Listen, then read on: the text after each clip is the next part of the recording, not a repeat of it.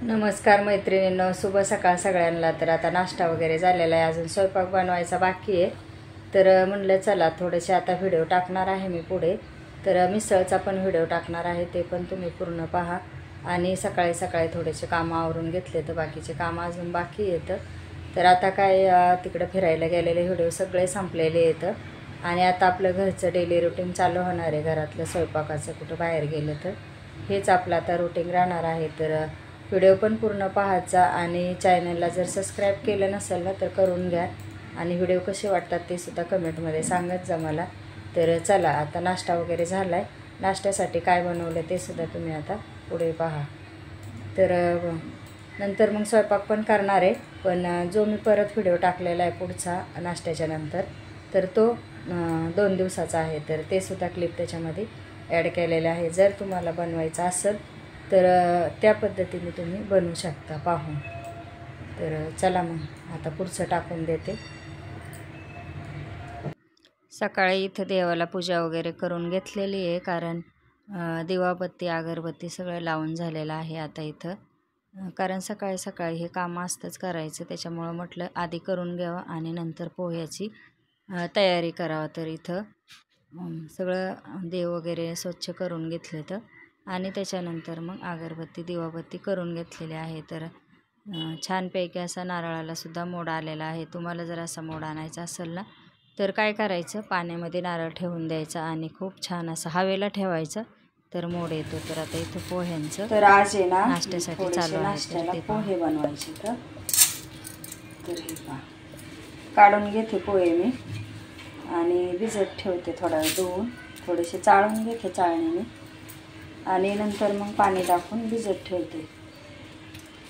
आता भरपूर दिवस झालं पोहे काय आम्ही बनवले नाही, तर म्हणलं बनवा थोडेसे पोहे नाश्त्याला, मग स्वयंपाक नंतर करणार आहे मी।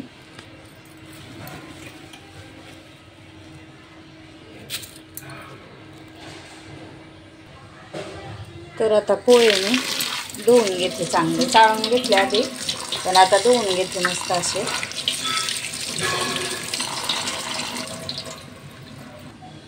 तर आता धुवून भिजत ठेवते थोडा वेळ, तोपर्यंत कांदा मिरची ते कापून घेते।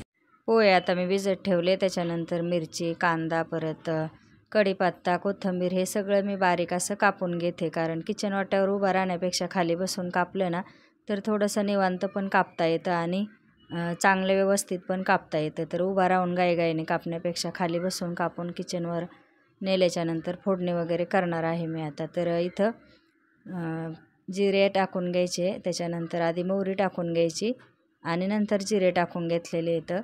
तर पोहे तर सगळ्यालाच येतात बनवायला, पण म्हटलं चला बनवते आज, खूप दिवसापासून पोहे नव्हते केले आम्ही, त्याच्यामुळं बनवलेत आता। तर इथं कांदा मिरची शेंगदाणे पण टाकलेले येतं आणि थोडंसं कढीपत्ता टाकलेला आहे। तर पोह्यामध्ये आपण एवढं साहित्य टाकतो, चवीनुसार मीठ पण टाकतो, पण अजून एक साहित्य टाकायचं, त्याच्यामुळं पोहे खूप छान लागतात। तर ते आता तुम्ही पुढे पहा।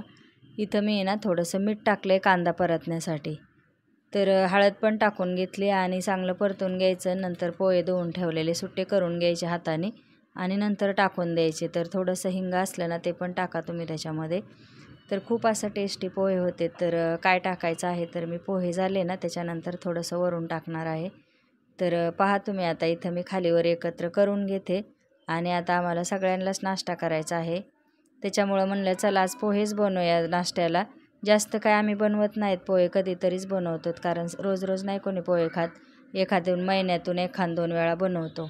तर पोहे असं दिवाळीत सामानामध्ये भरलेले होते ना तर ते तसेच होते, त्याच्यामुळे म्हणलं चला आज पोरं पण खातील नाश्त्याला आणि आपल्याला पण होतील। तर थोडेसे आता मी कोथिंबीर वरून टाकायची, फोडणीमध्ये नाही टाकायची कोथिंबीर, खूप असं छान लागतं। तर आता हे पहा, पोह्यामध्ये मी थोडीशी साखर टाकते, तर हेच आहे ते सिक्रेट। तर थोडीशी साखर टाकली ना तर खूप छान असं त्याचे टेस्ट लागते पोह्याची। तर चला पोहे तयार झालेले येतं, आम्ही आता नाश्ता करून घेतो। त्याच्यानंतर आता पुढची रेसिपी बनवायची आहे मिसळपाव। तर ह्या पद्धतीने तुम्ही जर मिसळपाव बनवली तर खूप अशी भारी होते आणि टेस्टी पण होते आणि सेम हॉटेलमध्ये सुद्धा अशी मिळणार नाही अशी होती। तर घरच्या घरी, कारण बाहेर पण जायला नको. तर इथं वाटण करायला घेतलं मी आधी. खोबरं, मिरची, परत आलं, एक टोमॅटो कापून घेतला आहे. तर सगळं मसाला काढून घेतला आहे मी. आणि नंतर मग इकडं मटकीसुद्धा मी पाण्यामध्ये टाकली, धुवून घेतली आधी, आणि मोड आलेली मटकी आहे. तर त्याच्यामध्ये थोडीशी हळद आणि मीठ टाकून घ्यायचं आणि शिजायला ठेवायची. तर आता इथं खोबरं टाकून घेते मी. तव्यावर मसाला भाजून घेते. तवा चांगला तापलेला आहे. तव्यावर मसाला भाजून घ्यायचा म्हणजे चांगला खरपूस असा भाजला जातो. तर हा आहे मिसळचा मसाला. तर इथं मी काय केलं आहे, आल्याचे पण 2-3 तुकडे घेतले तर, आणि आलं पण टाकून घेतले. त्याच्यानंतर तेल टाकून घेतलं आणि खोबरं आणि आलं आधी चांगलं भाजून घेते. चांगलं खरपूस रंगावर येऊस्तोवर भाजून घ्यायचं. तर आता याच्यामध्ये मी टाकणार आहे 2-3 हिरवी मिरची. तर त्यासुद्धा तुमच्या आवडीनुसार टाका, कमी किंवा जास्त. तर इथं मी छोट्या मिरच्या आहेत त्याच्यामुळं एवढ्या टाकल्यात. आता आम्हाला जास्त मिसळ लागेल त्याच्यामुळं मला थोडंसं जास्तच वाटण बनवायचं आहे. तर मी त्याच्यामध्ये आता नंतर टाकलं आहे लसूण, आणि ते सगळं भाजून बाजूला काढून घेतलं. त्याच्यानंतर टाकला आहे आता उभा चिरलेला कांदा. तर मिसळ बनवायची असेल ना तर अशा पद्धतीने खरंच बनवा तुम्ही. कांदा चांगला भाजत आला ना, काय करायचं, उभं टोमॅटो कापायचं, त्यातले सगळ्या बिया काढून घ्यायच्या आणि कांद्याच्या त्याच्यातच भाजून घ्यायचं साईडला करून. तर इथं हे वाटण असं भाजून घ्यायचं आणि इकडं मटकी पण उकळते तोपर्यंत. आता यात शेवटला थोडीशी खसखस टाकायची. तर इथं तुमच्याकडे जर खसखस नसेल ना तर हावरी टाकली थोडीशी तरी पण चालेल. तर माझं असं काम चालू होतं. मिसळ बनवता बनवताच मी इकडं मशीनला कपडे लावते, कारण वाटण मसाला जो भाजून घेतलेला आहे ते थोडासा गार होस तोपर्यंत म्हणलं कपडे लावून घेऊया. आज काय मी हाताने कपडे धुणार नाही, तर नेहमी धुते हाताने, पण कधी कधी लावते मशीनला. तर इथं कपडे जास्त होते त्याच्यामुळे म्हणलं चला इकडं मिसळ होस तोपर्यंत आपले कपडे पण धुवून निघतील. तर अशा पद्धतीने माझं काम सकाळी चालू आहे. तर इथं मशनीला आहे ना मी लावून घेते. तर कमीत कमी 1 तास लागतो कपडे धुवायला मशीनमध्ये. तोपर्यंत माझं किचनचं काम आवरतं. तर इथं आता मी थंड झालेला आहे मसाला भाजलेला, तो मी मिक्सरमध्ये वाटून घेते. त्याच्यानंतर आता मी लगेचच मिसळ फोडणीला टाकणार आहे. तर मिसळचा रस्सा बनवताना थोडंसं तेल जास्त टाकायचं, म्हणजे जो कट आहे ना वरचा तो पण छान येतो आणि खाताना पण चांगली लागते. तर थोडंसं तेल टाकून घेतलं, त्याच्यामध्ये 1 चक्रफूल टाकलं, कारण बाकीचा तेजपत्ता वगैरे माझ्याकडं नाही आहे, संपलेला आहे. त्याच्यामुळं मी जेवढं माझ्या घरामध्ये साहित्य तेवढ्यातच करणार आहे. त्याच्यानंतर टाकली मोहरी, तेजपत्ता, मोहरी आणि नंतर थोडेसे जिरे आणि मोहरी चांगली तडतडून द्यायची.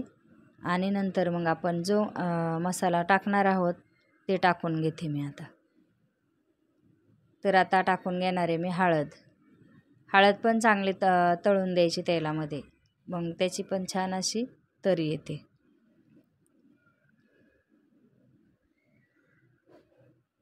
आता टाकून घेतली हळद.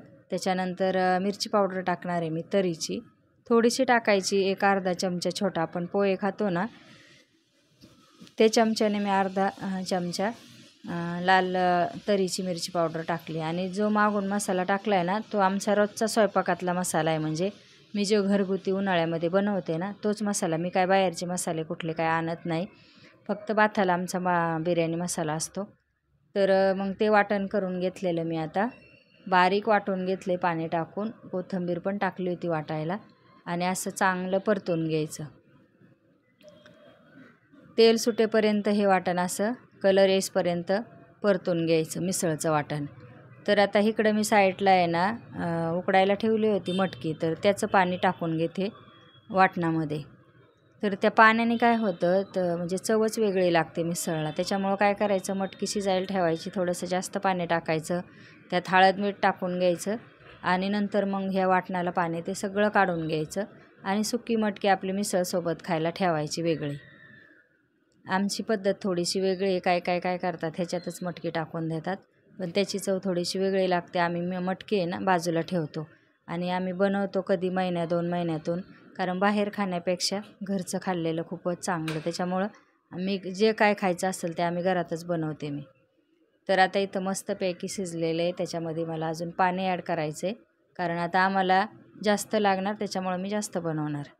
तर इथं मी आता काय केलं आहे, पूर्ण गरम पाणी करून घेतलं राहिलेलं आणि त्याच्यामध्ये टाकून घेतलं. चवीनुसार मीठ टाकलं आणि काय करायचं, लोणच्याचा जो खार असतो ना तो एक पोहे खायचा चमचा आहे ना तेवढा भरून घ्यायचा आणि तो याच्यामध्ये टाकून घ्यायचा. त्याची पण टेस्ट एवढी छान येते ना.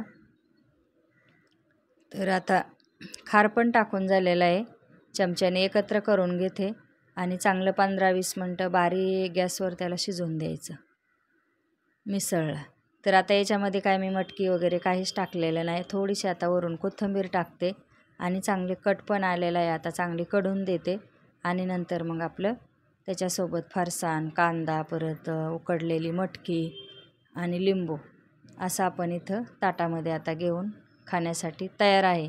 तर मग कशी वाटला मिसळचा व्हिडिओ किंवा मिसळची रेसिपी ते तुम्ही नक्कीच सांगा. चॅनलला सबस्क्राईब करा. चला बाय सगळ्यांना.